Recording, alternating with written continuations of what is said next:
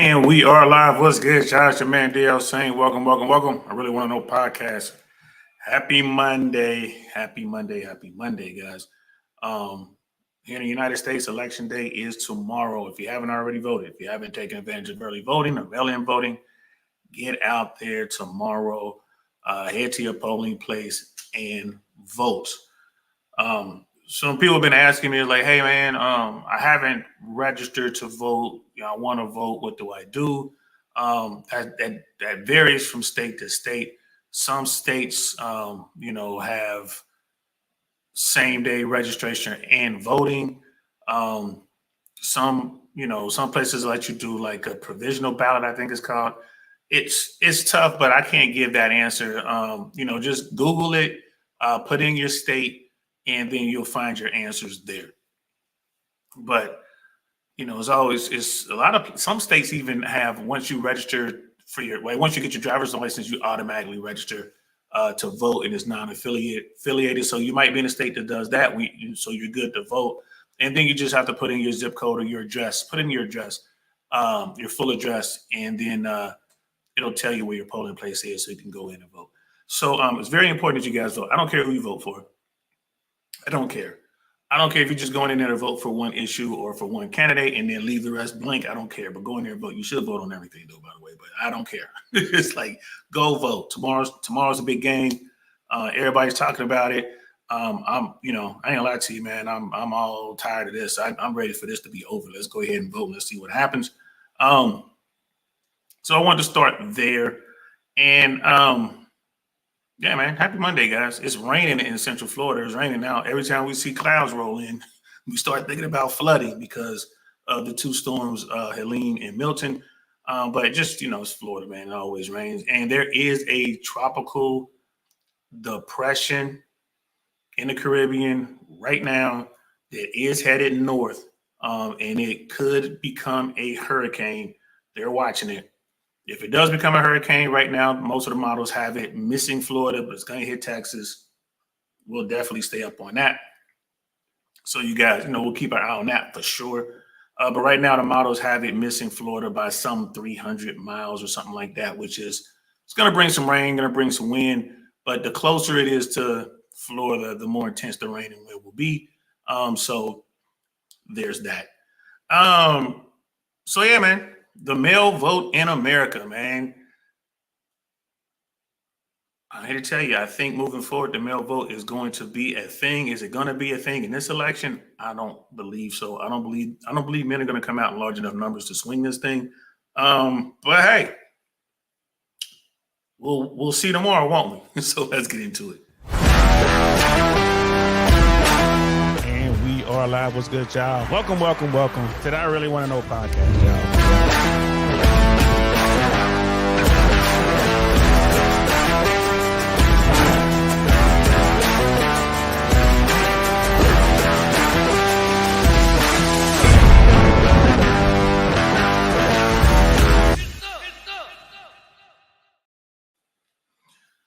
Get some indeed, man. So what's good, everybody? How y'all feeling? We're gonna have a good time today, guys. We're gonna have a quick conversation about things. I think this is an important conversation to have because I don't talk a whole lot of politics over here anymore. But this is election week, so definitely, gonna talk more about politics than any other time of the year, especially during an election, a big election year. Brother Daniel Dinosaurs in the building. What's good, fam? Like big points win over the weekend, but what are the Raiders so crap with that beautiful stadium? Why are the Raiders so crap? Hey man, I appreciate that win. We needed that win. We talking about Cincinnati Bengals. We played the Las Vegas Raiders. I always get because me is always Oakland, but it's like the Las Vegas Raiders. Yeah, man. They need that stadium. It's Vegas. Vegas does everything big. They were hoping to really bring in more NFL. I think they were trying to get two teams. Like, LA has two teams. So that thing looks like a Death Star for real. But, it's NFL football, bro, any given Sunday for real.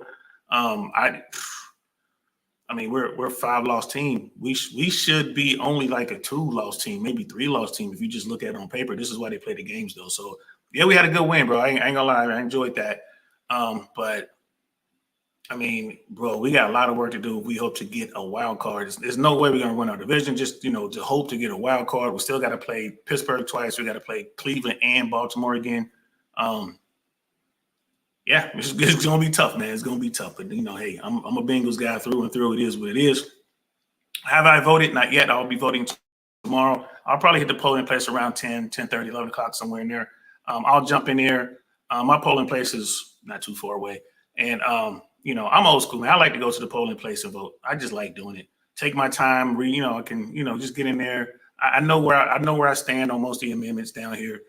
There are two big ones, like the right to choice and, legalization of green. And that's going to bring a lot of people out. And then, speaking of, Florida politics, those two issues alone, the Democrats hope is going to bring a lot of Democrats out, a lot of liberal-minded folks out, a lot of women, a lot of African Americans, a lot of minorities. This is why they believe they're going to overperform down here in Florida. So don't be surprised if Florida, again, I wouldn't be surprised if the state went Democrat, because a lot of the Republicans are not happy with what's going on down here. Again, with the insurance companies seemingly being protected by the government. DeSantis has done some things that are really good. He's done some things that are really bad. There are a lot of people who are really upset. They're losing their properties. They're struggling to stay alive, like to just to survive down here. You got multiple families moving into one unit, be it apartment or condo, townhouse or home. People are just not able to afford Florida. And that's all of Florida, not just Central Florida. So, that could keep the Republican voter turnout low. And then for those Republicans who do come out and vote, I mean, they're going to be disgruntled. Who knows how they're going to vote? They might come in, and just kind of, vote against like the incumbent Senator Rick Scott, who has nothing to do with what's going on down here per se.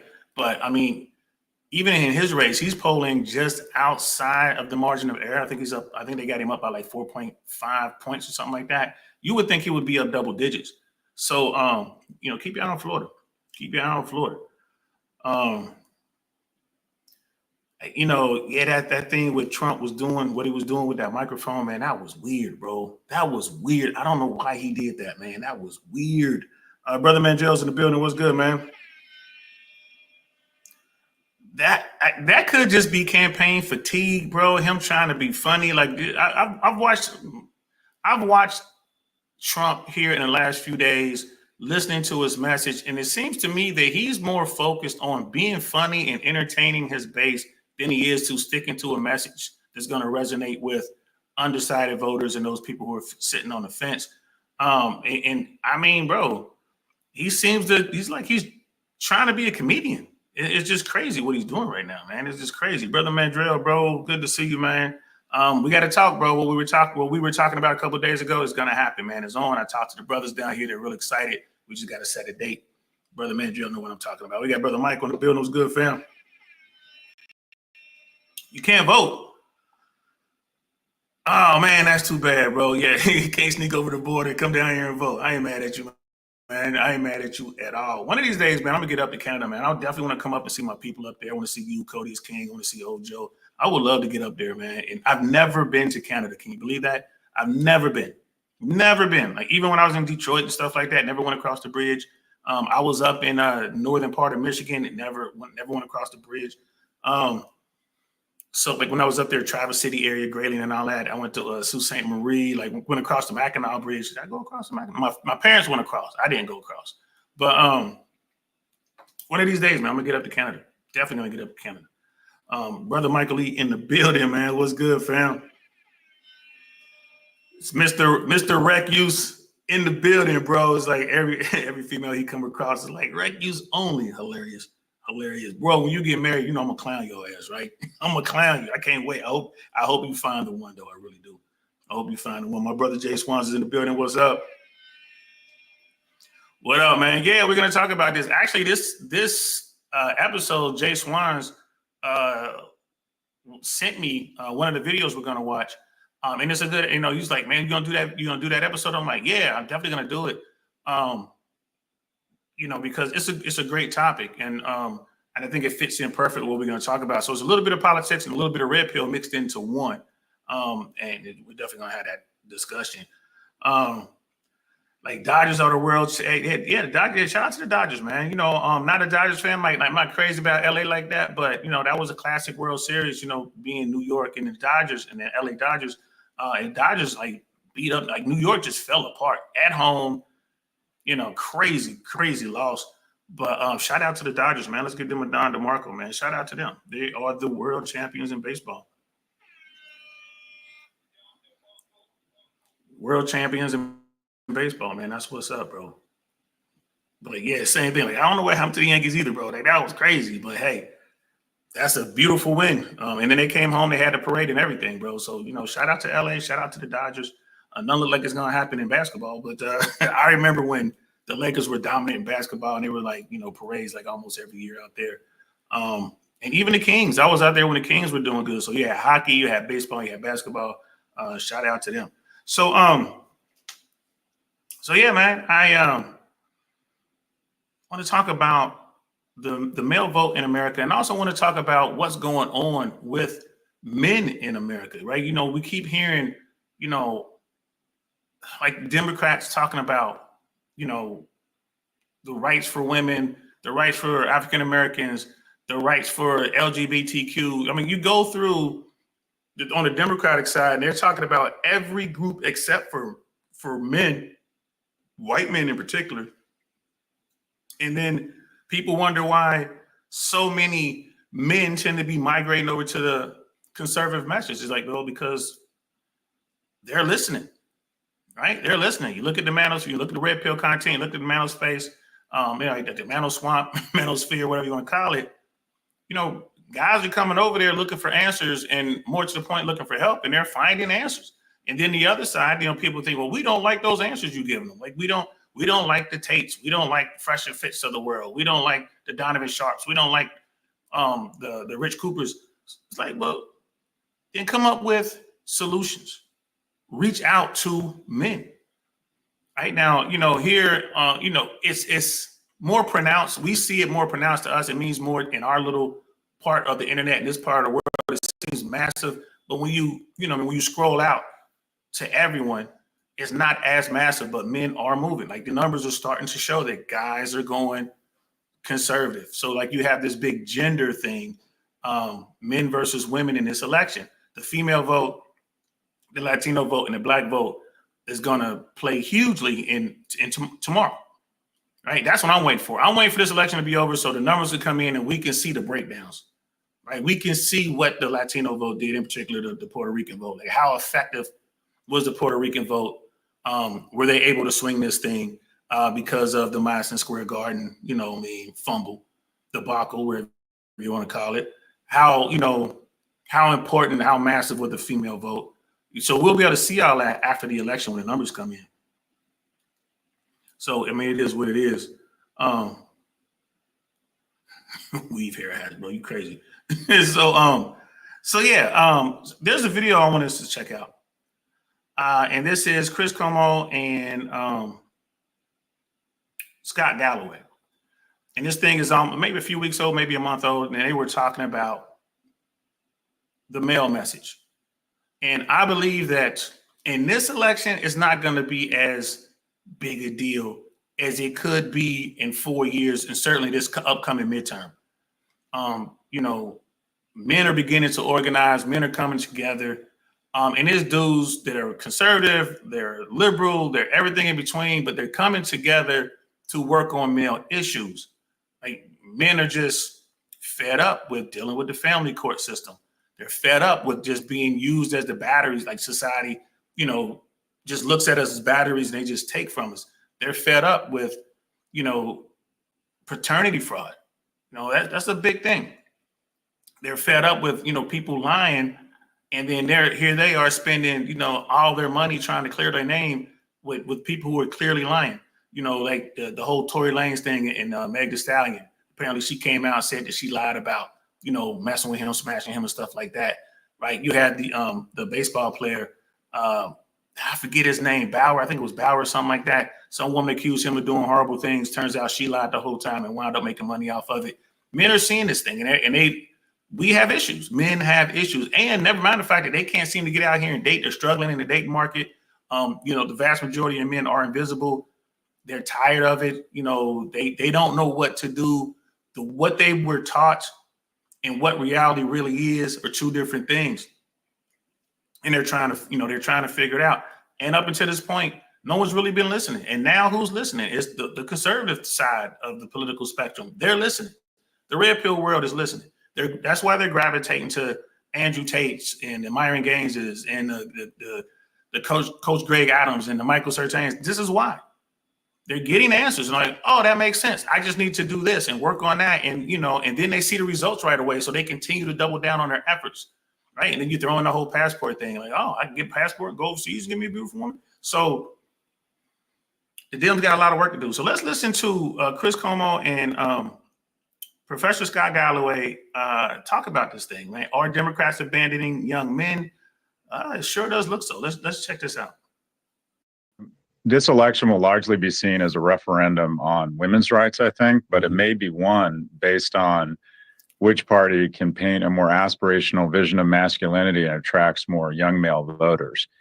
If you look at what's happening, men are going more conservative. But I think if you dig a little bit deeper, you find that young men are very responsive or accepting or supportive of gender rights. They're not naturally conservative.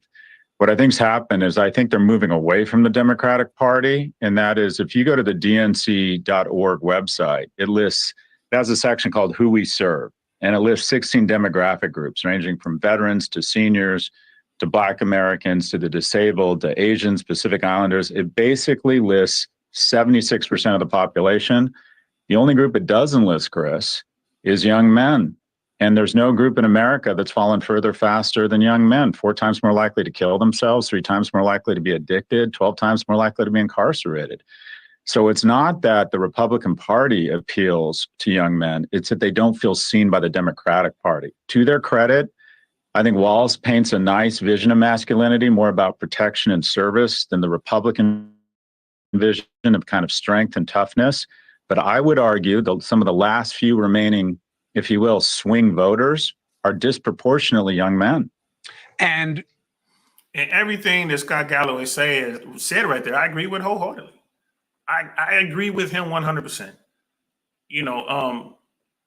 And how, what am I basing this on? I'm basing this on how we get together, our group, like we were working with the Fresh and Fair platform to bring together men in all these different cities all over the world. It had a little bit of a hiccup there, but we still have our groups. Right? We're still here in Tampa. We're in Atlanta. We're on the West Coast. We're in DC. We're strong. We're in Charlotte. We're still strong. And to Brother Dino's, well, before you get to that, Brother Mike, it was Trevor Bauer. Thanks for that. Yeah, that Trevor Bauer guy, he spent he lost millions, hundreds of millions of dollars potentially, and nothing happened to that girl, but it is what it is. But to Brother Dino's point, women running to register to vote. Yes, they have a really good machine on the ground, getting the word out, getting women, especially young women, college-educated young women, registered so they can get out and vote. But our organizations, like our groups, even though we're small, compared to these groups have been around a long time, we're growing. And one of the things we talk about is political issues that affect men. And we're, moving forward, we're going to be doing voter registration drives.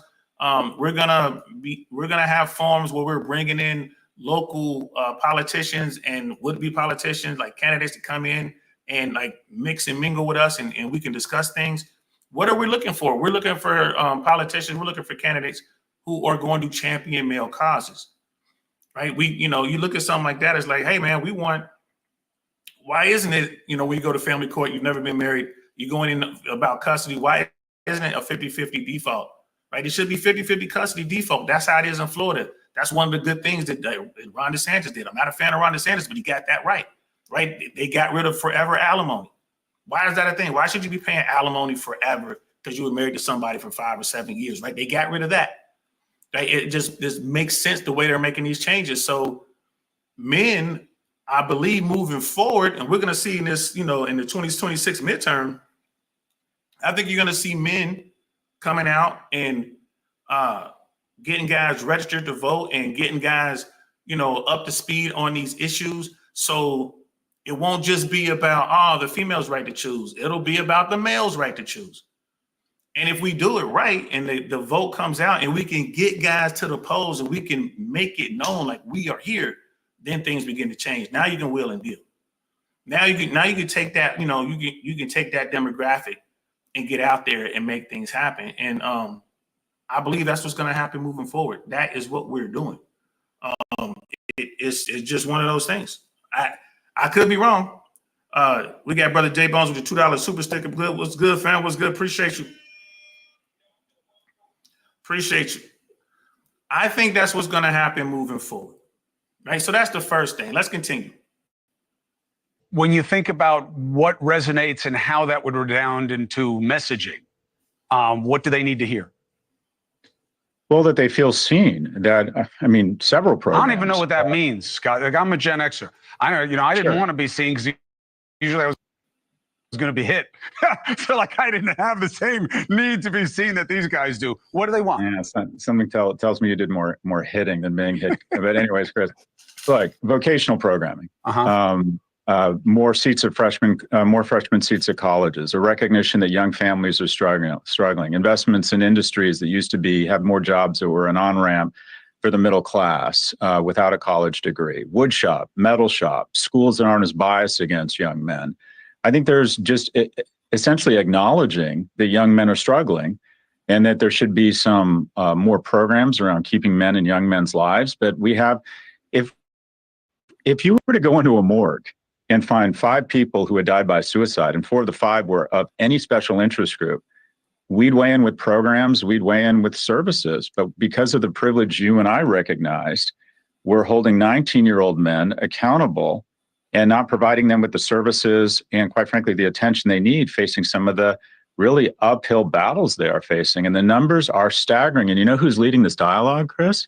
Mothers. This is what you hear from a single mother with 2 daughters and 1 son. And I get these emails every day. One daughter's at Penn, the other's at Chicago and PR. And my son is in the basement vaping and playing video games. This is very fascinating, y'all. And this is, again, moving forward. I believe that there's an opportunity to corral these guys. Like, again, Brother Jay Swan is like, what demographic of dude we're talking about. I think we're talking about men from 18 to 60 overall, but more to the point that 18 to 24, 18 to 26 demographic, I think that's where the majority of the work needs to be done. That's where, you get these guys squared away, you get them registered to vote, you help them get out of the basement like Scott Galloway was just saying, right? It's going to take other men to get these young dudes motivated and out there and engaged, right? It's like you got to tell these guys, because if they're in the organization and they see everyone hustling, because we do it all the time. Like we had a leadership conference call last night. I was able to jump in real quick for a little bit there towards the end. And, just talking about what had gone on in the previous 48 hours. It was like, yeah, Uncle Saint was out there in the streets, networking last night. It was two of the old heads were out networking and trying to make things happen and trying to help, I'm trying to help my brothers build up their businesses and build up their sales. I was able to jump on a call with one of our leadership guys, former military guys working for the government. He wanted to talk to me. He had a plan and he wanted to bounce the idea off of me. To have that organization, to have that brotherhood, it's massive. And at the end of our call, like he told me, he gave me his idea of what he was doing. I got to play devil's advocate and kind of run through it. And at the end of the day, I got, I heard everything and I said, hey man, this is what I think. And, just to have that, right? That outside voice that you trust that can, you can run through it and they're not going to bullshit you. I ran through everything. I asked a bunch of questions. He answered my questions. He was like, all right, cool. This is what I think. And at the end of that call, this guy is in construction. Like he's like a general contractor. At the end of that call, we were just, shooting the shit a little bit. And, I'm still an old dude, but he was like, hey man, we got all of these projects going on down here, bro. I'm like, yeah, I might, in the summertime when my daughter's not around, she's out of school for the summer, man, I think I'll come down there and just see what y'all doing and learn that business a little bit. And he was like, bro, She's like, we can't find enough workers, man. Come down here. Like, no skill, nothing. You don't know. You can just hold a hammer or know how to use a shovel. Like, bro, we're paying $200 a day. Like, what? So with that information, we tell the young guys, there is no reason y'all should not be working with us out here, digging ditches and doing whatever at $200 a day, right? And learning the trade. Learn the trade. So yeah, you got your job, you working at Target or Burger King somewhere, and then when but then you also gonna be out here in the heat doing this stuff. So you should have at least the 2 jobs, right? And see us doing the side hustles. I think that guys are gonna come together and see this because this is something they didn't see growing up. They didn't have any male influence, really positive or negative, right? So now that they're older, they're 18, 19 years old, 20 years old, and it's not just their mama in their ear saying you need to get out and do something, quit playing on video games. It's dudes out there like, yeah, bro. Like, if you trying to, why are you in the basement? Like, what are you doing, homie? Get out here, man. Come with us. We're going to go out here and clear this field. Come with us. We're about to do this voter registration drive. How come you didn't come to the meeting? How come you didn't come to the meetup? We're going to teach you how to network with folks. We're going to teach you how to shake someone's hand and make eye contact. I believe that's what's going to happen. But yeah, man, those invisible is the 80% of dudes who are invisible is those guys that we're talking about here. Because I'm responding to Jay Swan's comment there below. It's those guys, and it's also, like I said, I think that real important demographic is going to be that 18 to 24, 18 to 26, right? And that is where the women have made really large gains. Those college educated girls, but they're not educated now; they're just in college. 18 to 24, 18 to 26. That's who's out there registering to vote. Now, someone like Trump really motivated women to get out there, like what MAGA did with Roe v. Wade and all that, really motivated young girls to get out there. Moving forward, we probably won't see, like on the male side, we probably won't see in numbers like that. But if we can get a 25 to 35% increase in voter registration among young men, if we can get these guys thinking, if we get these guys involved, get them active doing this stuff, that's where the change may come. And that demographic now becomes important. So the entire male vote from 18 to 50, and then you have that demographic from 18 to 24, 18 to 26 that's getting active. I'm telling you, man, they can make some changes, bro. Brother Jay Bones, like men issues are completely ignored, especially black men. Yeah, bro.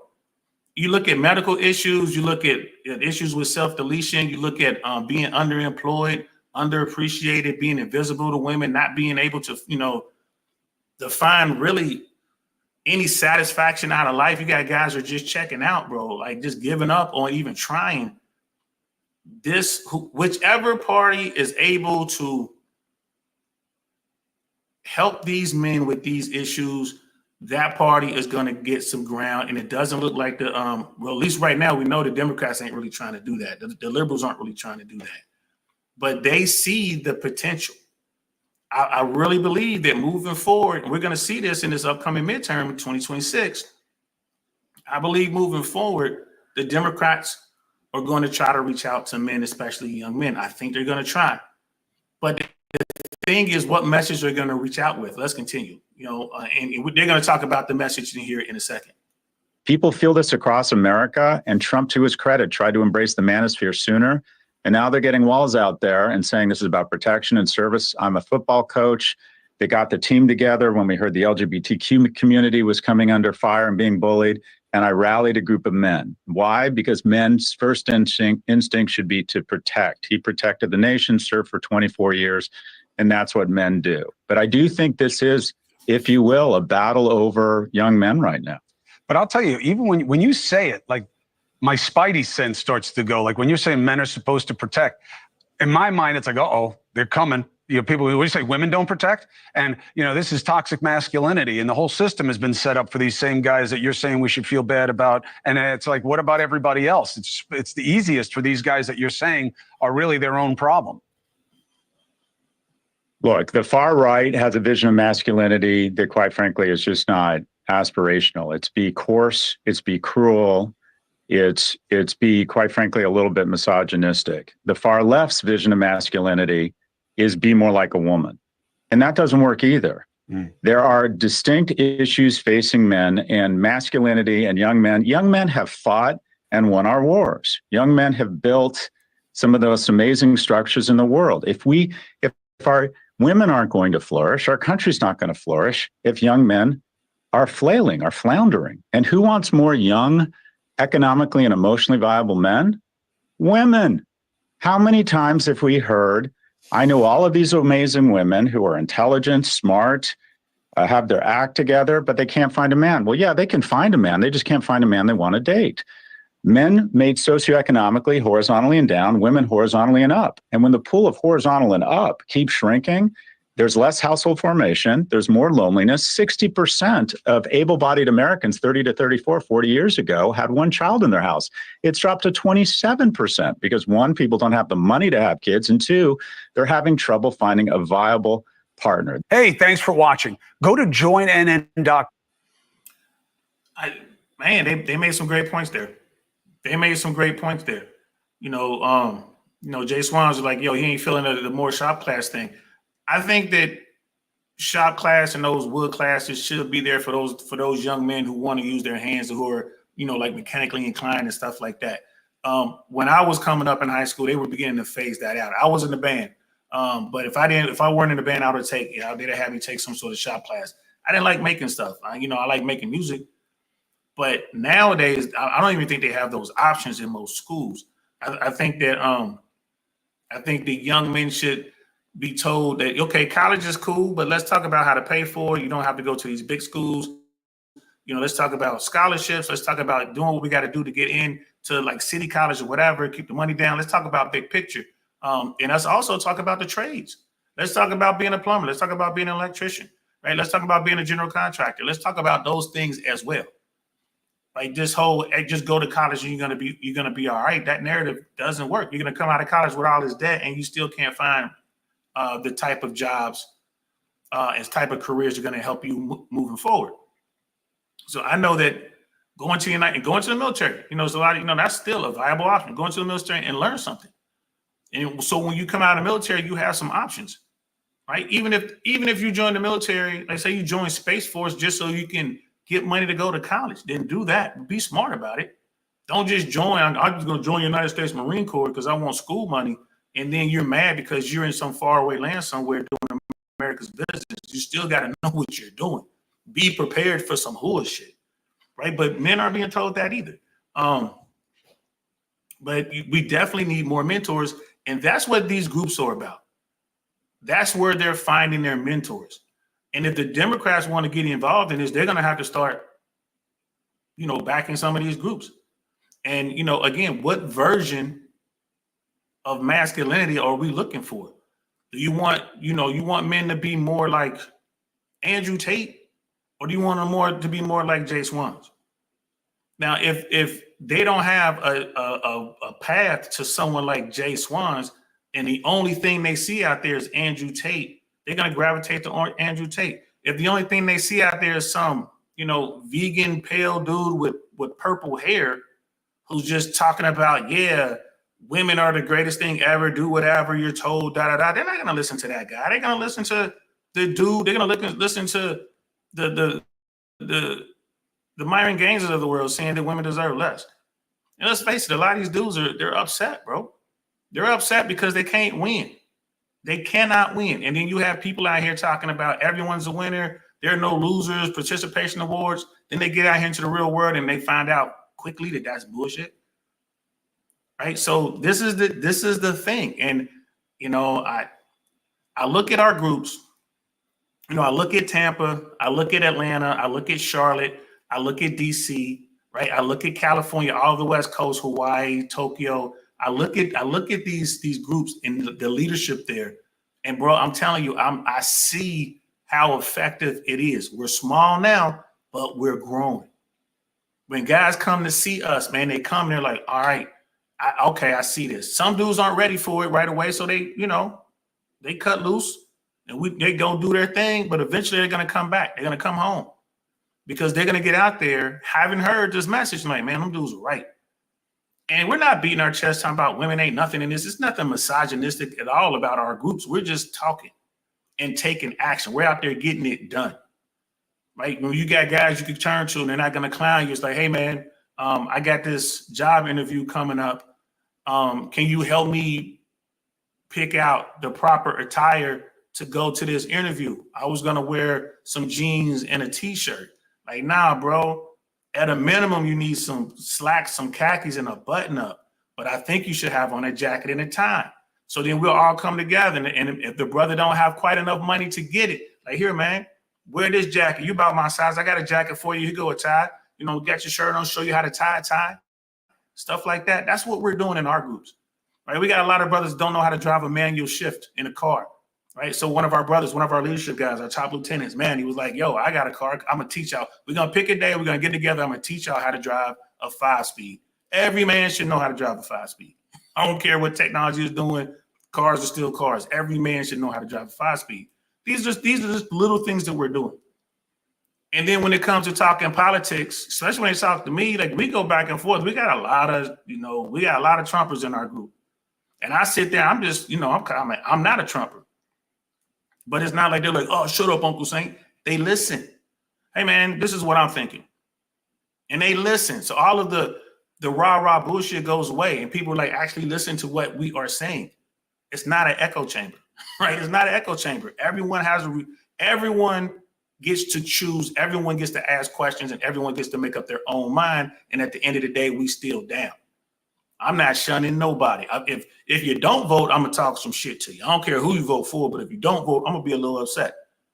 But if you go out there and vote for Trump, I ain't mad at you at all. In fact, I understand why you probably doing it. I get it. Right? There's brothers in our group, man. Like, man, we're single issue voters. Like, man, here's the deal. Under the Republicans is gonna be good for me. That's it. That's all I care about. Like, I don't care about the rest of that bullshit. Under the Republicans is gonna be good for me. Because I'm doing this, and this. And there might be someone on the other side of like, yeah, under the Democrats, their policies work for me. So that's why I voted this way this time. Who knows what's going to happen in 2026? Who knows what's going to happen in 2028? But yeah, Cody, you're right too, man. We definitely need leaders, and leaders are grown, bro. You got to grow these leaders, man. They have to have someone to look forward to. They have to have someone like, that's out there leading from the front so they can see how it's done. Right. And that's what we need. That's what we need. Our school systems down here, bro, are just trash, man. Trash. So we need to augment that somehow. It used to be through sports. And we still have some good sports, programs like, baseball, football, hockey, basketball, soccer, lacrosse. But some of the poor schools don't have that, or they get terrible coaching, But I know when I was growing up, man, I had my dad in my life, but I also had really good coaches. I had cousins. I had really good male role models. There was tons of men out there, and I can see how things were done. But now, today, you don't really see that as much. You just don't see it as much. But there's so many ways to make money, and these guys, running a college, getting some useless degree, coming out owing $50,000, $60,000, $70,000, and they can't use that degree. And it's like, bro, you don't even have to go to college to learn how to be an electrician or a pipe fitter, like, be a plumber, get out here and learn how to build houses, become a project manager. And then you can go back to school, join the military. There's no one's really telling them and showing them the way and bringing folks in like, hey, talk to this person. When it comes to military, people start talking about, oh, it's woke, it's this, is that. Like, who do you know is serving right now? Oh, I don't know anybody, but a friend on some forum somewhere said something. Okay, so you don't know them. Who in your family has ever served? Well, no one in my family has ever served. All right, well, here's the deal, bro. I'm going to bring in some people that I know that served in our group. So-and-so, Brother Rush, he's 11 Bravo. You know what that is? That's infantry. Like, he's a soldier. Uncle Saint was a paratrooper. There go my buddy right there, is Jay Swans, right? He's an airborne ranger, right? Here's my friend over here, Mandrell. He's a Green Beret, Special Forces. Right. And we all know people who are currently serving.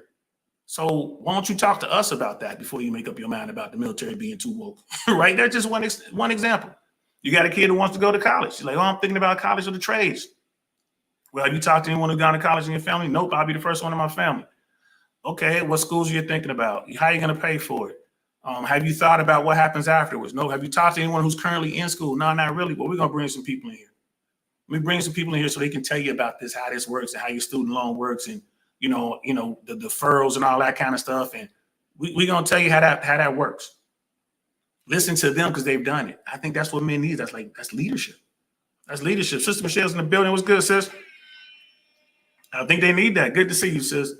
Brother Pablo's in the building as well. What's good, fam? Yeah, the GI Bill for me and Jay Swans was trash, bro. That GI Bill, it was the Montgomery GI Bill, and they had like the college fund. It was trash for us, man. But after 9/11, bro, that GI Bill was good. So you had like the World War II era, Vietnam era GI Bill was like amazing. And then it was that phase where it got garbage, like for us. And then after 9/11, it got really good again. That's how it works. This is why you need to talk to people who are in there. You know what I mean? That's why you need to talk to people in there. Cody wants me to check the DM. Yes, sir. Let me check that real quick. Luckily, I brought my trusty phone with me.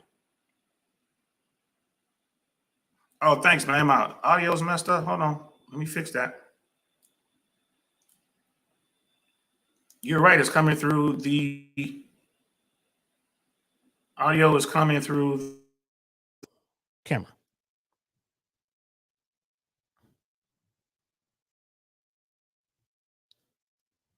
Thank you, brother. Thank you, brother. What does it sound like now? Let's check that out. See what it sounds like now.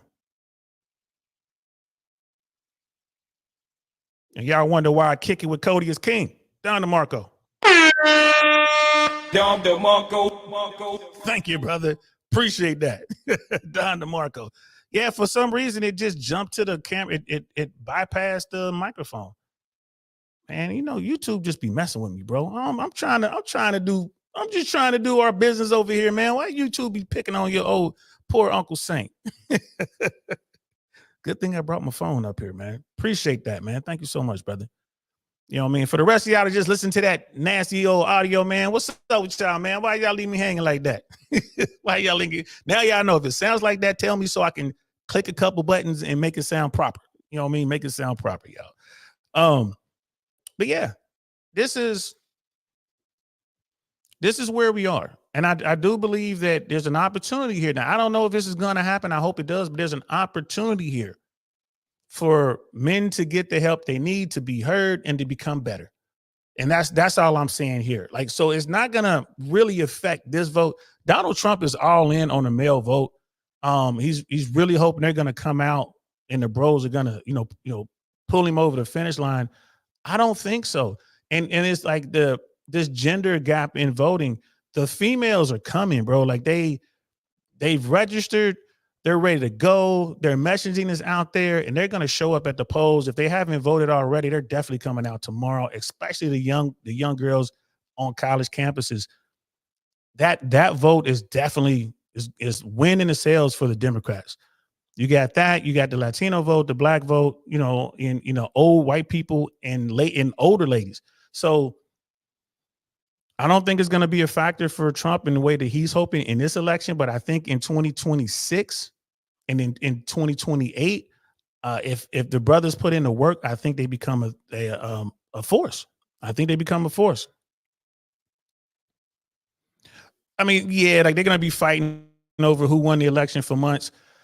Yeah, you're going to hear. I mean, they're still saying that, Trump goes back and forth, or whether the last election did, the 2020 election, like, oh, it was stolen, whatever, it went to court and everything. We know how that played out. This time is going to be different because the vast majority of Americans were really paying attention. And the last 10 days especially is like, yo, Trump did a bad job. Trump did a bad job with his campaign, these past 10 days or so, or the last 10 days leading up to the election. People are going to look at that. And that Madison Square Garden thing, they're going to point to that. And it's not Tony Hinchcliffe. It's the whole thing. They're going to point to that like, this is how you lost it. This is where you lost the election. This is where women came away. This is where the Latino vote came away a little bit. This is where you turn people off. They're going to look at that. So it's not going to carry the same weight. But you're right. They're still going to be talking about it. But it's not going to carry the same weight. I think it'll, they'll say what they got to say. But if the blue wall remains intact for the Democrats, it's over. It's over. If they get the blue wall, it's over. Right? 270 or 271, I think, will be the vote count for Team Harris. They win. And then if North Carolina comes in for the Democrats and maybe Nevada, it's just icing on the cake. And Georgia is still in play, still too close to call. It's crazy. Like it's crazy, bro. Brother Mandrell's like, you're right about that one, brother. The post 9/11 GI Bill is amazing. Yeah, that man, look, that 9/11 GI Bill is insane, insane. So men are coming together. A lot of people don't like some of the platforms in which they're coming together, but we are coming together, and brothers are talking. And a lot of people, like you talk about, like the Fresh and Fit world, or the Andrew Tate world, or the Donovan Sharp world. There are dudes in there from all sorts of backgrounds. It's not all just drones. Like, these guys are in there, and everyone I just mentioned have organizations that meet up in real life, in person.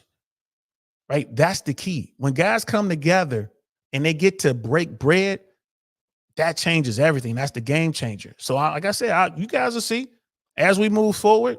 Right? We'll probably quarter 2 or 3 of 2025, we'll be doing voter registration drives. We'll be talking about it. Hey, let's get everybody voted out. We're registered.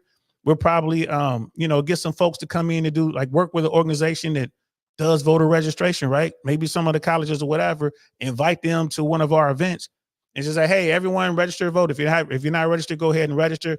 You don't have to pick a party affiliation if you don't want to, but get registered. Right? We're going to be doing that. And then we're going to be getting involved in the 2026 race. We're going to be doing that here locally. And our brothers in Atlanta are going to be doing it. Our brothers in DC, our brothers in Charlotte, they're going to be doing it. Like, everyone's going to be doing it. Cali's going to be doing it, right? Hawaii's going to be doing it, right? Everyone's going to be doing it. And it's just going to be a slow growth. Like, we're walking in the right direction. It's going to be a slow growth. So there's another video, CNN, Roy Wood Jr. was on a panel with a bunch of people, and they were talking about Trump saying manhood is under attack. This again was, this is another good video because it shows that the people on the left don't take it serious. It's a joke to them. It's a joke. And I think they do that to their own detriment, because there are guys out here like, man, we have issues. We have problems. We need to do some stuff here. We need help. And it's like the Democrats are over there laughing at them.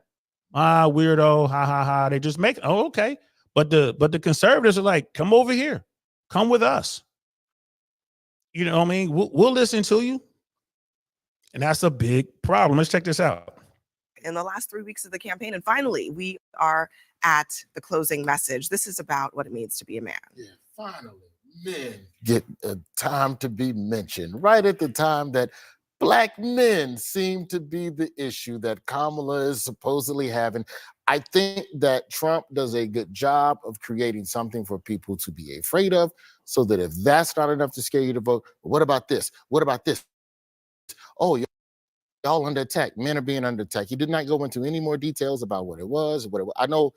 I don't remember the program, but earlier this week he mentioned that Harvey Weinstein got jammed up, and he didn't really go into detail on that in the sense of Harvey Weinstein's got a raw deal in terms of the criminal trial. But there always seems to be a new fear log to throw on the fire of why you should vote for me.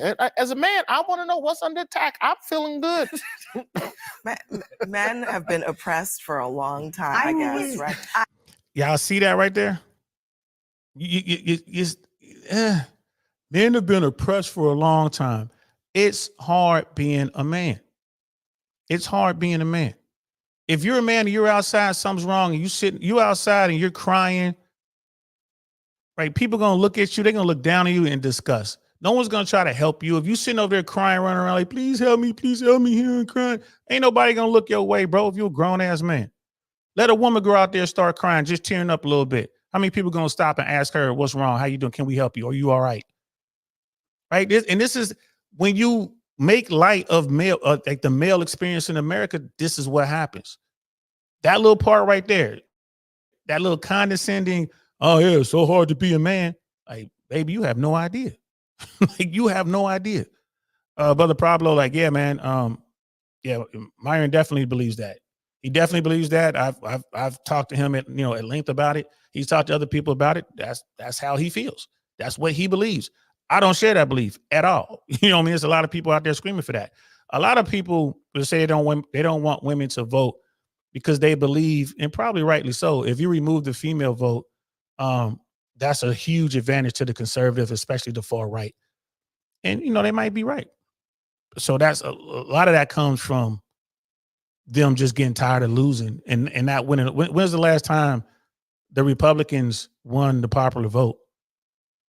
Oh man, help me out, chat. When is the last time the Republicans won the popular vote? Would it be Bush second term? Is that the last time Republicans won the popular vote? So this is why. This is why we got Scam Likely in the building. What's good, fam? What's good, fam? We got Life of Cash in the building as well, man. What's good, bro? You know what I mean? So, and there's people like that whole women shouldn't vote thing. My thing on that is I have no problem with women voting, but I believe that they should have to register with Selective Service just like men do. That's my thing on that. They don't have to register with Selective Service down here, which to me, I don't understand. I think they should have to register. But, as far as women voting, yeah, women should have a right to vote. I mean, look, they're working as hard. They're doing this. They're paying taxes. They're homeowners. They're starting to buy more homes. It is what it is. I ain't got a problem with that. You know what I mean? It is what it is. Even Scam is saying it is way easier to be a man than a woman.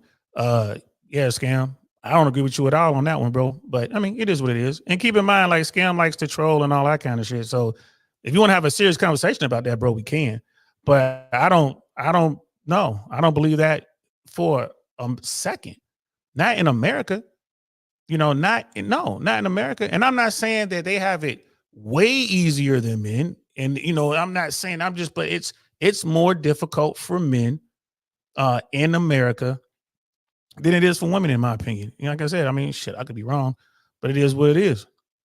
You know what I mean? Brother Life of Cash is in the building, like I said, man. It is what it is. But here's the thing. The part I wanted to just highlight on that is how they are making light of it. Like, you just look at the numbers, bro. Like, it's just men are having problems and people are laughing at them on the left. I mean, look, maybe he's right, though, that this is really what his campaign is about. I mean, but look at the trends. I mean, since the end of President Obama's second term, you've seen men slowly leaving the Democratic Party. I think there is an argument to make that some Democratic intellectuals have talked a lot about men being more vulnerable, when I think men naturally are more stoic, more competitive.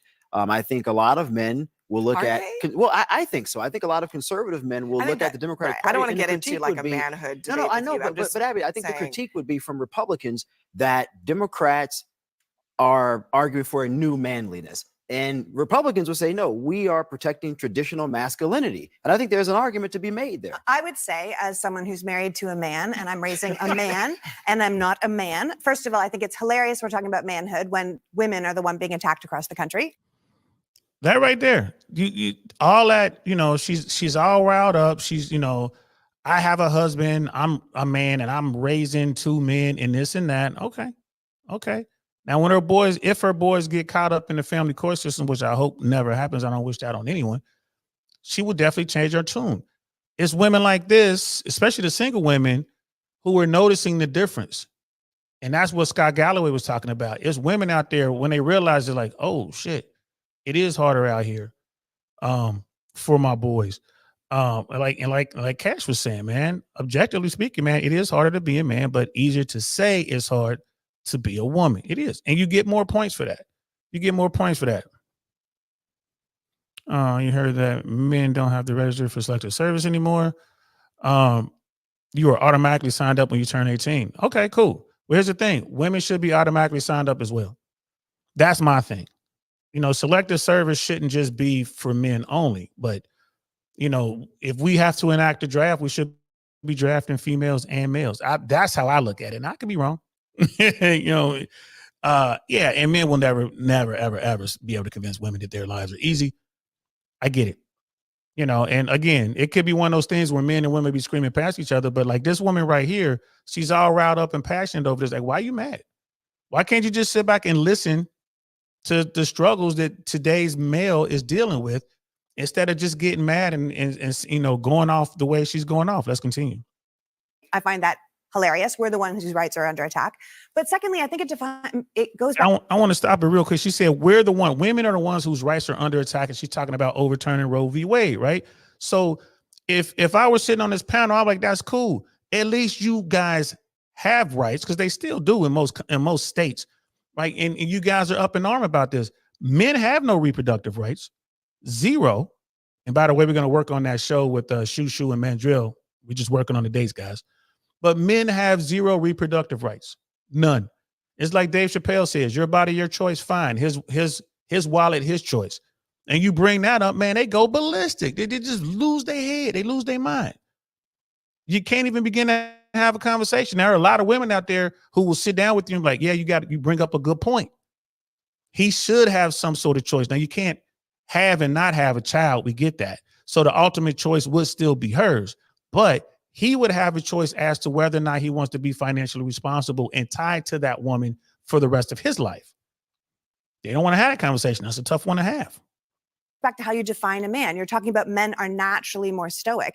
I think that we have bred out of men a lot of their instincts that they have when they're young. When you're young, you have these close friendships, you have all of these relationships with other people. And then as you get older, you're supposed to keep it all in and keep it all together. And that's probably why men end up shooting people, shooting themselves, why there's an epidemic of loneliness. There is a different way for men to react in our world that is not so alone, that is not so stoic, that is not so buttoned up.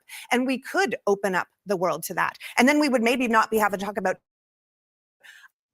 the death of manhood when we say, okay, well, how is Donald Trump defining manhood? As bullying people, as demeaning women, as raping women? Because this is the kind of manhood that he represents. I take the point about the increases in suicide, but let's be honest, men take risks that women respectfully don't typically take. And I'm just being honest. You think about, don't be calling me out, sir, no, I'm being honest. You think about men in conflict. More men have died in wars than women. When he's talking Only about because taking women risks. couldn't fight in wars for a really long time. Well, I mean, some may disagree with me on this, I would but definitely those are my disagree. views. Go ahead, Look, Jack. This is a big issue across campaigns everywhere. There's something that's a fact, whether you're a Democrat or Republican, there is a big gap between the way men and women are voting this year. It's almost like when you was in elementary school and it was boys against girls, or it was skins against shirts. Like that's what it's come down to now. And as a non-college educated Mexican redneck from East Texas, I can promise you there's a lot of anxiety out there in the electorate. And what Donald Trump has figured out, again, we talk about how stupid he can be and stays off message. He does know how to poke his finger at something. Like Roy said, he don't give you any details. He just says enough about to go, well, things are a little more expensive. I ain't getting no better. He ain't talking to men, right? Which goes to the point that as a man, you want to feel useful. You want to feel like you have an opportunity to provide. Well, then that's a job issue. That's an economic issue. That's not a gender attack issue. And so if Trump can get you thinking strictly in gender economic, because even as a man, if you want it to be expressive, if you want it to go to therapy, what does it cost? You can't afford it even if you want it to go. That's a healthcare issue. So if you want to talk about this issue of loneliness and men feeling alone and not being able to provide, and you can't get a job and you can't get a date because you ugly, these are all tied to other issues. I feel seen too again. Yeah, they may be tied to other issues, but they're still male issues. You can say that with any group about, you know, them not feeling quite right? I mean, here's what it is. This is still a good conversation, by the way, guys. These are the conversations that are going to be, they're going to continue moving forward, especially as men begin to organize, to register in large numbers, and to, you know, have an effect in the electorate. Like when, you know, especially when they start getting elected officials who are going to DC or going to the state houses to represent male issues. And like I said, there's an opportunity here for men, all men, Republican and Democrat alike, to just focus on male issues like family court, like I mentioned earlier, men having some sort of choice, like I mentioned earlier. You know, why is it that we don't have 50-50 custody and stuff like that, especially for unmarried couples? So, I mean, these are male issues that I believe could bring men together and could affect the electorate. Okay. Again. I mean, you know what? Today, Barack Obama was in Arizona, and you mentioned Latino men. You were one of them. He has to speak to that audience. They're drifting toward Trump, no doubt. But he also was speaking directly to this issue about what manhood looks like.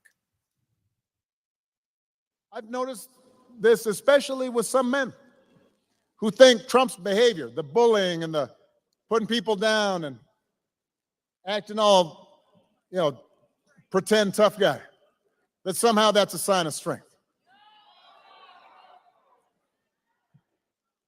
I am here to tell you that is not what real strength is. Never has been. You hear Barack Obama, he's right. Pretend strength is not real strength, but who's going to teach you how to be a real man? You're not going to learn it in the school system. Boys play rough, right? We used to play fight all the time because we were watching Kung Fu theater. We go to elementary school and we run around kicking each other in the head, flipping each other over, like fighting, play fighting. But you can't do that now in school. If your boy is playing with his homeboys and they're playing, Kung Fu, they're hitting each other, they're in trouble, bro. You getting a phone call. You got boys can't sit still. They got to keep moving. We used to play war at lunchtime. We used to run around with little sticks, making, shooting each other. We're falling down and everything. You can't do that now at school. You can't do that. In fact, you do that, they're going to bring you into the office, bring your family in there, and, we think this might be a problem.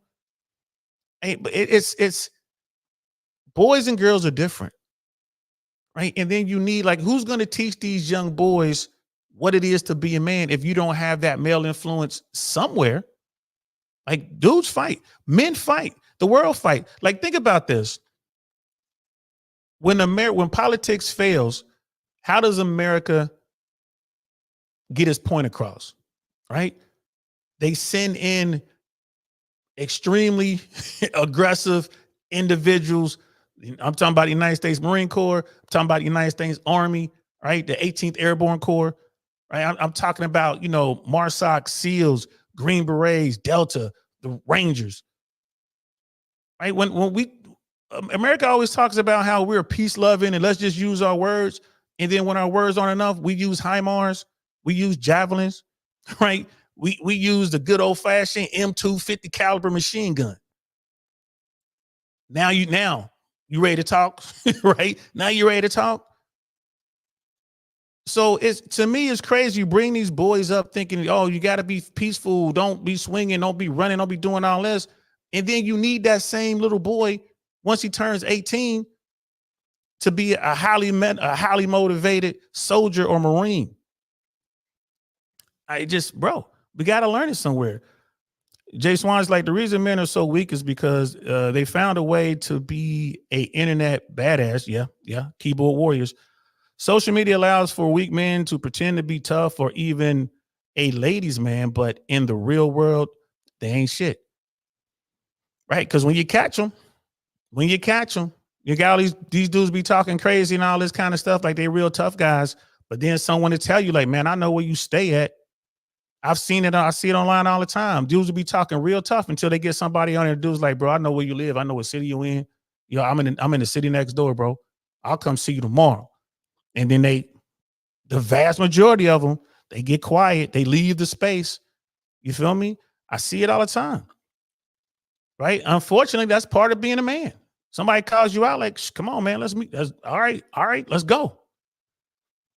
If it comes down to that. Now, again, I'm not talking about pistols at dawn. I ain't talking about, deleting somebody.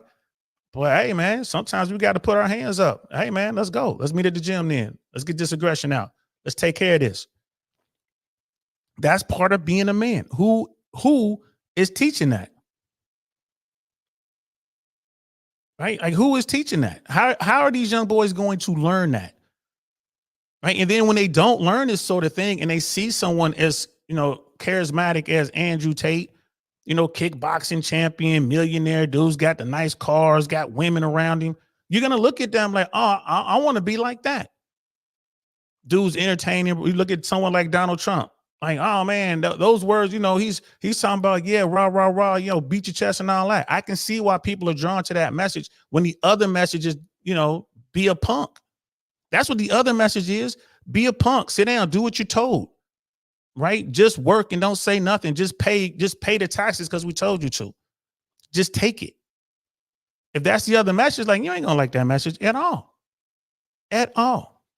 You know, there's a version of masculinity that is, it's fine. I mean, it's what Cher Michael talked about, that there are plenty of men who view themselves that way. And then there's a toxic version. That's not fine. Right? Like That's there not there fine. is definitely a toxic version. And it does seem like Trump doesn't mind speaking to that too. No, I was going to speak up earlier, but I was being stoic over here. Good for you, man. So Making fun you of could it. have Hold a it all really, inside. good, productive conversation about men leaving the workforce, able-bodied, perfectly healthy, and not working, either collecting benefits or playing video games, or whatever they're doing, not getting married, the birth rate going down, the entire process of maturing and becoming a full-grown, responsible man. And I think that marriage and fatherhood are practically irreplaceable portions of that. We can have a real good conversation about that. Donald Trump, the thrice married, notorious philanderer, cover of the New York Post, best sex I ever had, that he was leaking himself to to John Barron. Not the guy. Four bankruptcies. This is not a role model of responsible living. If Donald Trump hadn't been born, and inherited an enormous amount of wealth, the terrible decisions that he has made with his life would have caught up with him. But when you are born on third base, you have this enormous advantage. So it can't be a good role model for manhood. It can't be a role model. He's kind of an anti-role model. He's kind of what you don't want your kids to grow up to be. And that part right there, I get where they're coming from. And yeah, you look at, when you really break down Trump, it's when I talk about folks, people like, oh man, he's a great businessman. Like, no, he wasn't. And they talk about that TV show, The Apprentice, like, man, that was Hollywood, bro. That was all made up. But he does touch on things that resonate with men. And that's why the men tend to be going over there, because on the other side, they're making fun of those various topics that are important to men. They're making fun of it on the other side. Right. So remove Donald Trump from the conversation. Would CNN even be talking about this thing? Right. Donald Trump, no matter what, whether he wins tomorrow or not, either Donald Trump's political career is over tomorrow when the election is done, or he wins and it's over in 4 years. But but he's going to be gone. Like, that dude is a one of one dude. Once he's gone, he's gone. There won't be another one probably in our lifetime. Like, you just get one Donald Trump, right? I could be wrong, but you're just gonna get one. A New York liberal who becomes the leader of the most extreme conservative movement in the history, probably in recent history. You're only gonna get one of those. But let's talk about being a man. Let's talk about, like the guy mentioned, no one's having babies. These guys can't get girlfriends. Like, those are separate issues. And where are men getting the answers to these questions? Over here in the meadow swamp, over here in the red pill world. When dudes are saying, hey man, here's the thing. Women are very hypergamous, right? They're going to want men at their level or better. They're going to want the best man that they can get. And if you want to get into the game, you got to be the best version of yourself. That's what you're hearing over here. If you say that on the liberal side, man, they want to fight you on that. Oh, you want to fight me on that? Where's your husband? They're like, well, where's your wife? I don't want one. Right? It's like, well, it's one of those things. It's like, there are no good men out here. Yeah, there are plenty of good men out here, but just not the men that you want. They're not making enough money. They don't have enough clout. They're not, funny enough. They're not charismatic enough, or they're not tall enough. These are things. These things, it's a thing. To sit back and say it's not is disingenuous. So if you address these male issues and give them some options, some help on how to attack them. Like, we got guys, man, they go from being invisible, they go from being not seen to seen. You can see the look in their eyes. They're like, damn, all I had to do was get a haircut, take a shower, put on some cologne and some decent looking clothes, not brand name clothes, just some regular good looking clothes and put together nice. And now these girls are looking at me. Now these girls are actually talking to me. But then that's where that's where the wheels fall off when they get the conversation, because the guys don't know how to talk. So that's like the next thing we got to fix. All right, now let's teach you how to talk. Let's teach you how to talk, bro. You over here talking to this girl, you talking red pill talking points. Don't do that. You don't call her a 304. What's wrong with you, man? Don't talk about hypergamy. So that's the next thing we got to fix. But at least they get the answers and they can see the results. And then you talk about, again, finances. People aren't having babies because babies cost too much, bro. They just cost too much. You know what I mean? Like, it is what it is. But men are struggling in America. And these young men are looking for answers. And almost all of them end up down the red pill rabbit hole. My bad, the red pill rabbit hole. They wound up going down there. And now there are enough men over there, people like, Scott Galloway, who was not red pill at all, who is out there pushing the message that men are looking for help and they're finding it on the other side. The liberals have to get on board. They have to get on board. Right? You got shows out there like Man Enough, whatever. We talked about it on this pod, where you got dudes over there talking about you need to cry more. Dudes with those, man buns in their head, and they're talking about, how they need to be more feminine and this and that. Like, that's no, that message is crazy. You got a guy looking at these dudes, crying, talking about this weird stuff. And then on the other channel, you got Rich Cooper in his McLaren, right? Self-made millionaire who's out there very calmly letting you know, like, bro, if you want to get this, you can, but you're just going to have to do the work. His book is great. Unplugged Alpha, definitely worth reading.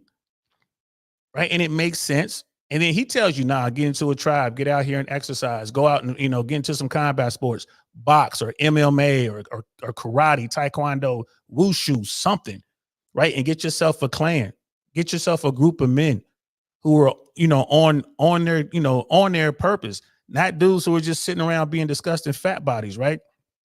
This is the message that's going to resonate. Jay Swan's like, women are leaving the house, going to college or the military, seeing the world, young men sitting on social media, arguing with other men and complaining about women instead of being outside. Facts. As facts. Dudes ain't going outside. They're not touching grass, right? They're not getting out here they're not getting out here in the trenches. Brother Cody was like, okay, Dia, but listen to this. A lot of these mental and motivational problems is from low testosterone. Yeah, that's the thing. Again, more male issues. You talk about like all of the, what was it? Estrogen in the water and stuff like that. These are issues. Like we are polluting our water sources. Why do you think so many people drink bottled water? And you hope it's, real water from the mountains and stuff like that. Fluoride in the water. Like you're looking at, all of the products that we use, like women use, like for their birth control and all that stuff, that all gets flushed down the toilet. That winds up in the supply, gets into the grass. I get all that, and that's stuff that people should be up on, and dudes should be checking their testosterone levels. And they should be getting out there. If your testosterone level is going down, the last thing you need to do is be sitting in the house, playing Call of Duty and watching, I Really Want to Know podcast. You need to be getting outside, touching the grass. But my bad, let me continue. Brother Cody is saying about low T, which has been falling drastically, hence why there are so many soys. Yeah. If we can increase the testosterone of these men, it will fix a lot of these social problems. I agree with that, bro. I agree with that wholeheartedly. On to Marco. I agree with that. We know testosterone levels are dropping. We know young men are having trouble with their libido, man. Like we got young men having trouble getting aroused, bro. Like what's that about? And here's the thing. I'm not saying that Brother Cody has all the answers and I have all the answers. I'm not saying that. But boy, isn't that a legit problem that we should be talking about? Right? As Americans, as men, as a society. Right? We want to give women what they want. What do women want? They want the best men possible. So instead of them chasing just the 20% of men because 80% are just trash, how about we get it to where 80% of men are top tier and the 20% are trash? That's how I see it. Can we do that? Can we flip that number? And guess who's going to be the happiest? Women. Because they're going to find dudes out there who are protectors, who are smart, who are teachers, right? That's what I think. It's like get outside, right? Get outside and get into the world. Get out there, right? Jay Swans is right, man. Get out social media, man. Learn how to fail. Young men need to understand it is okay to fail because that means you're taking risk, and risk are how you succeed. That's a fact. That's a fact. Learn how to fail. Learn how to push forward. Learn how to push through your anxiety. Learn how to push through your adversity, right? Because my thing is, bro, let's do away with everyone gets a trophy, man. Let's bring back first, second, and third place, man. Gold, silver, bronze. And then when kids come home mad because they lost, well, let's show them how to get out there and win. Well, you know, if you want to win, you're gonna have to practice, right? You want to go out there, you mad because you lost a 50-yard dash? Well, we're gonna have to get out here and run some hills. We're gonna have to get out here, you know, do some push-ups, do some squats. We're gonna get out here and run some steps, right? We're gonna get out here, you know, and put a parachute on you.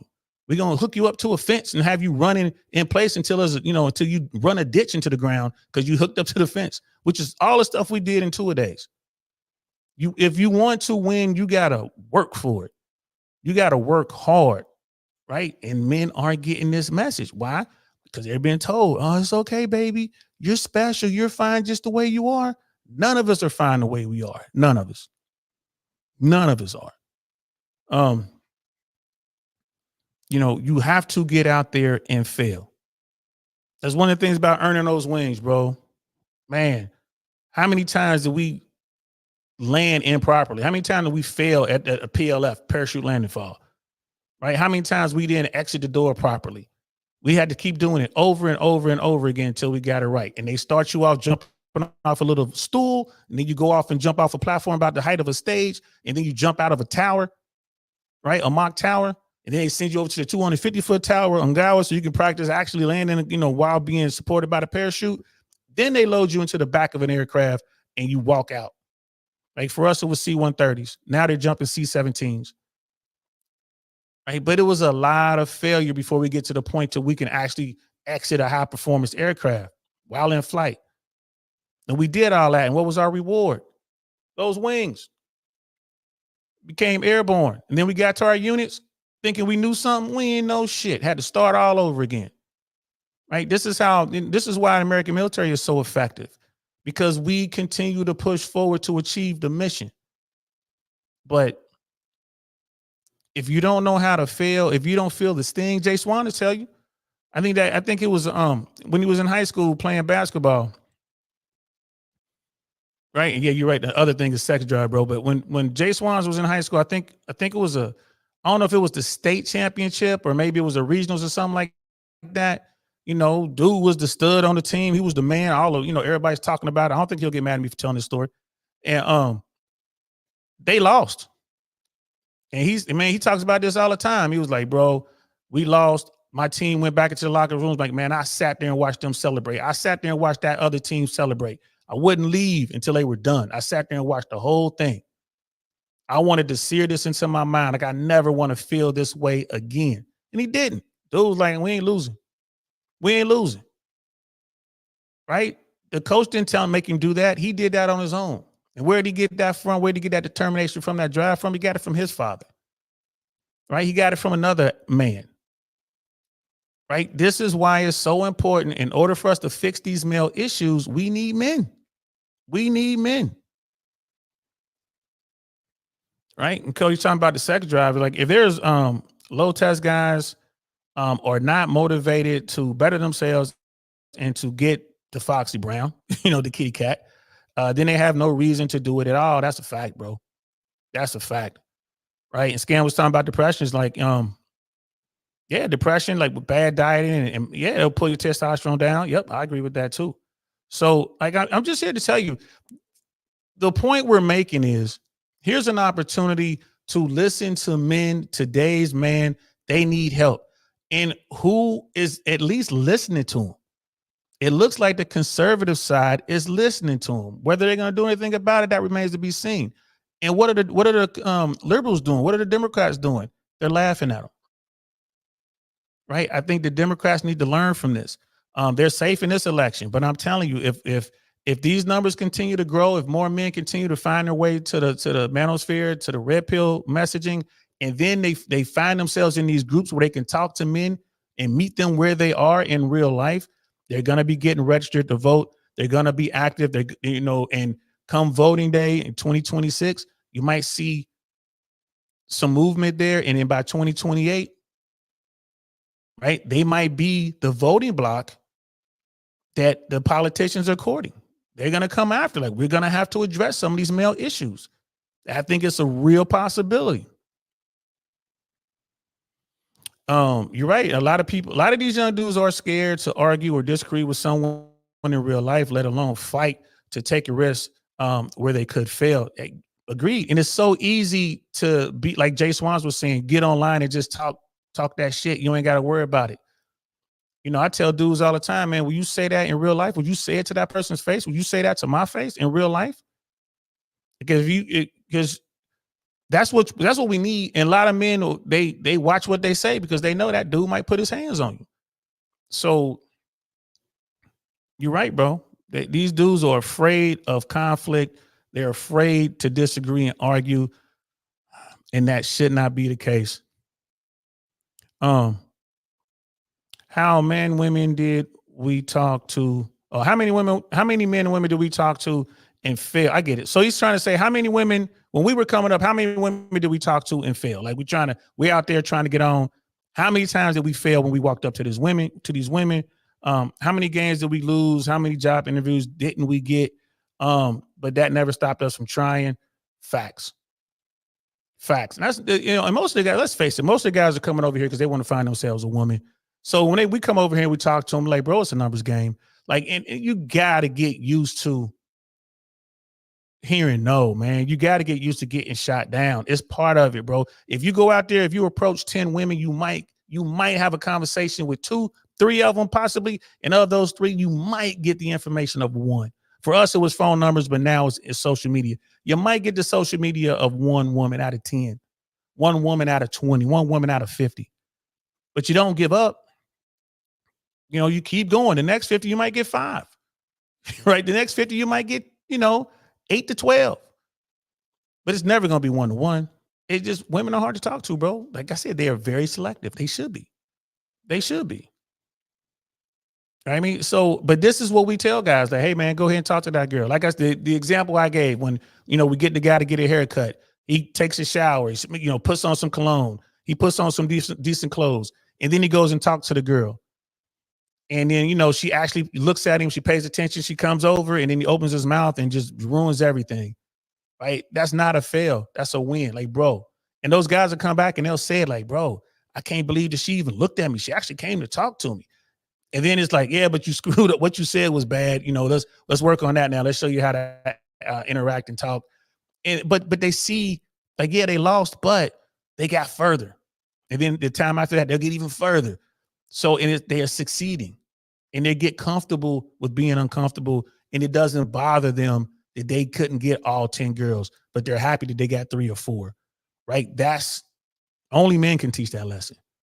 Women ain't used to taking L's like that. Women aren't approaching, even now in this drizzle, sprinkle era, women are not approaching dudes. Some women approach dudes, like the less desirable women approach dudes, and they get shot down. I see that all the time. They get shot down. Even like girls in the gentleman's club getting shot down. Those women walk up to dudes trying to get money all the time, and they hear no all the time, and it affects them, bro. It affects them, and that's their job. It's just work to them, but it affects them. When you sit back and watch it, they don't like hearing no, especially if they're beautiful. They don't like not getting their way. So that's part of it, and only men can teach this lesson. Only men can teach this lesson, and I'm telling you, to all my Democratic friends out there, y'all better get on board. Y'all better start addressing these male issues. Y'all better start figuring it out, because these men are going to continue to go to the conservative side, and they're going to continue to work with my Republican brothers and sisters out there. And I'm telling you, I think it's going to get to a point where that male vote in America is going to mean something again. It's going to mean something. And they're going to want people who are friendly to their issues, just like women want politicians who are friendly to their issues, and African Americans and Latinos and the LGBTQ and all the rest of them. Right? That's what politics is all about. And once we teach these guys how to become men, once we teach these dudes how to become the best versions of themselves, we're going to teach these dudes to do the responsible thing and get involved with American politics so we can change America for the better. That's what I think is going on. That's what I think. So it is what it is, bro. Because, like, not gonna lie, this is Brother Cody. It's kind of a turn when some confident chicks. Oh, it's a turn on when confident chicks tries to come up and hit you up as if she were a man. Bro, like a turn off. You're like, oh, okay, you saying it's a turn off, my bad. Bro, it is easier. Here's the thing. So, and like what Brother Cody is saying, it's kind of a turn off when attractive women or when women in general come up trying to, spit their game at a dude. And I agree. And here's the thing, ladies, just to give y'all a little bit of sauce here. If you approach a dude, you still have to try to figure out a way to come across very feminine, because it's very alpha to come up, like to try to pull a guy. Now, here's the thing, ladies. If you find and you come off like one of the bros, you coming off a little, 304-ish, he gonna smash you. You got a nice body like that, he gonna smash you, but then that's it. You're not gonna get any kind of relationship. You're not gonna get any kind of commitment from him. He's just gonna smash. So, ladies, I think your mission is to figure out a way to get his attention. The young girls are just getting bold and going up to guys, but the older, more experienced women, they'll put themselves in your orbit. Like I say all the time, they'll put themselves in your orbit. But yeah, Cody is right. It's kind of a turnoff, bro. Jay Swan's just like, men are afraid to express themselves. They're unable to articulate their point. They don't know how to have discussions. All they know how to do is argue. That turns women off, but it excites bros. Yeah, there's young girls out here who love to argue, man. I tell guys, like, don't engage in that. But, you got a point. These dudes they don't know how to be men because they have no one to turn to. And this is why I believe that what's going on in the red pill world, these guys are, we're coming together, we're organizing, we have these groups, we're meeting in real life, and we're beginning to change that narrative. It's happening. We're beginning to change that narrative. And hopefully we get to the point where politically we make enough noise. I'm talking about men, all men, Republican, Democrat alike. We make enough noise that we can get some movement on male issues, right? Paternity fraud, guys who are caught up in that and they're paying, 10 to 18 years of child support for a child that wasn't theirs because that other person lied and it could be proven. I'm not saying to lock the woman up, but they should be reimbursed somehow, even if it's just a tax write-off. They can write off the total 100% of that money off on their taxes over 10 years or something like that. They should not, people should not be rewarded for deceitful things like that. So paternity fraud, I think that it should be mandatory DNA testing when you have a couple who comes into the family court system who've never been married. It should be mandatory DNA testing. And if you're a guy who's like, no, I believe her is my child, then you should have to sign a waiver, and that's it. Don't come back 18 years later when you realize that's not your child. Too late. You had your opportunity up front. When we started the proceedings, you could have had the DNA test done then. You signed this waiver, said you didn't want to do it, so that loss is your loss. You got to eat it. But that should be the law of the land. These are male issues, 50-50 custody for couples who've never been married. And I'm not talking about when you got a bad parent or, like a criminal. I ain't talking about that. I'm talking about just the normal case. When I bring this up in real life, they start going off. What about if the man did this and the woman did? No, we're talking about just normal everyday people, just regular parents. It should be a 50-50 split, 50-50 default, right? We got to stop monetizing children. These are male issues. And the only way that these things are going to be addressed and corrected is through the American political system. And I'm hoping that we can get there. Cody's like, yeah, if we catch him, it should be jail time. I'm open to that argument. I'm open to that conversation. But this is what I'm talking about. They're not even having a conversation in the mainstream. And this is why I'm saying that, men from all over the political spectrum are going to find their way to the red pill space. I'm telling you, in politics, I think that's going to happen. Right. And he's like, equal time is fraud. I mean, yeah, bro, I hear you. I'd be open to it. My thing is at least let the man get his money back.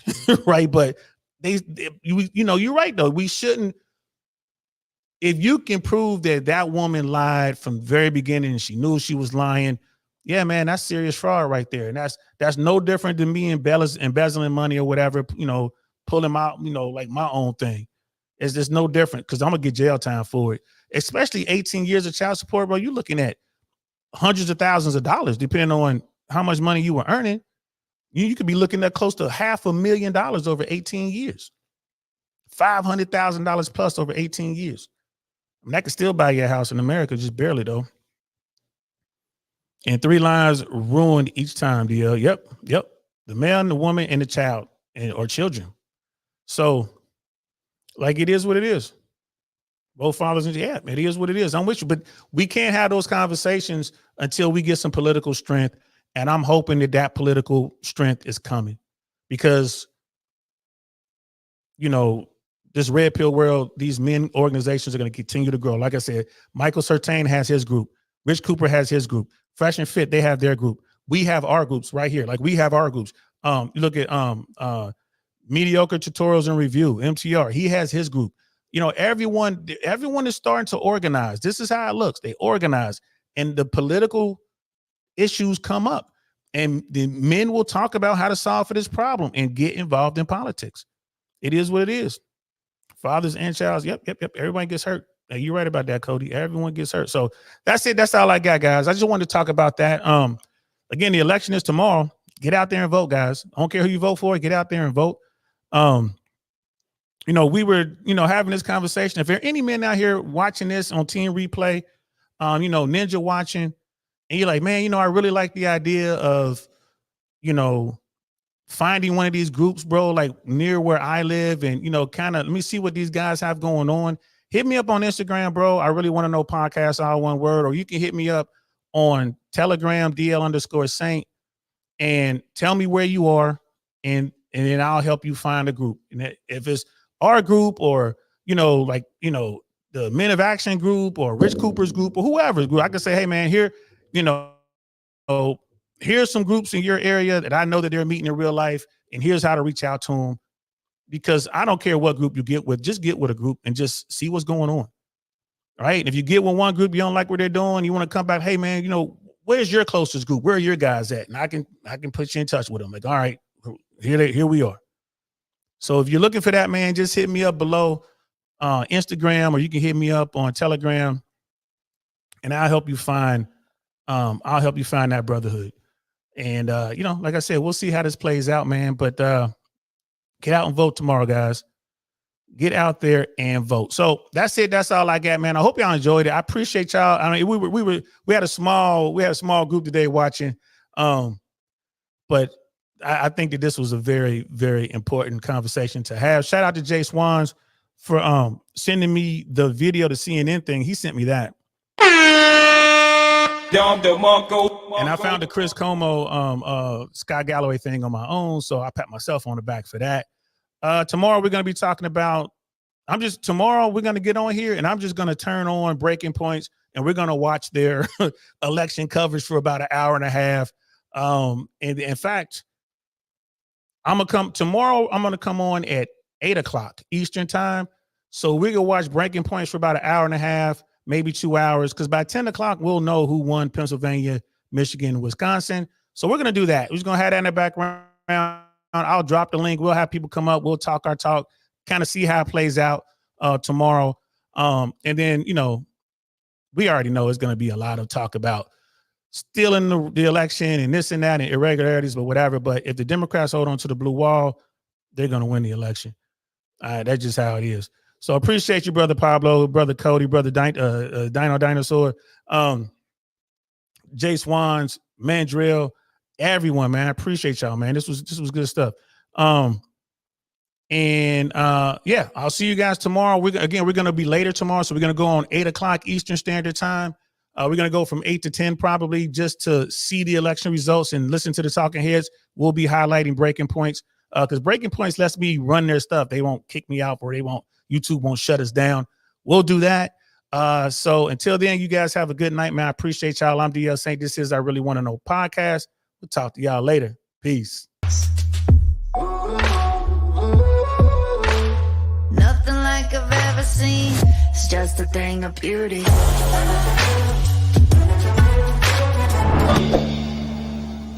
storm. That's the end.